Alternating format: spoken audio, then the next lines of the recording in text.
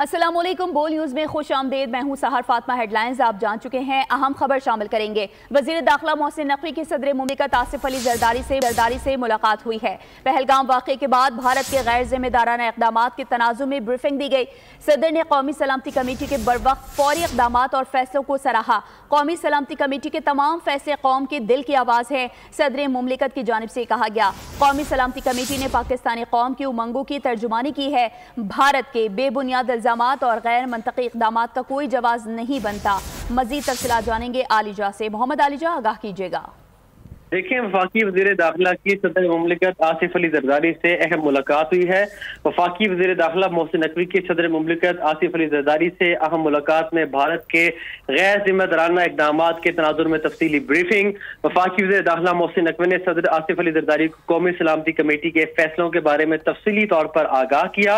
वज़ीर दाखिला ने भारत के गैर जिम्मेदाराना इक़दामात के बाद कौमी सलामती कमेटी की जानिब से जवाबी इक़दामात से मुतल्लिक भी सदर मुमलिकत को आगाह किया। जबकि सदर मुमलिकत आसिफ अली जरदारी ने कौमी सलामती कमेटी के बरवक्त फौरी और दूर अंदेश कौमी इक़दामात और फैसलों को सराहा।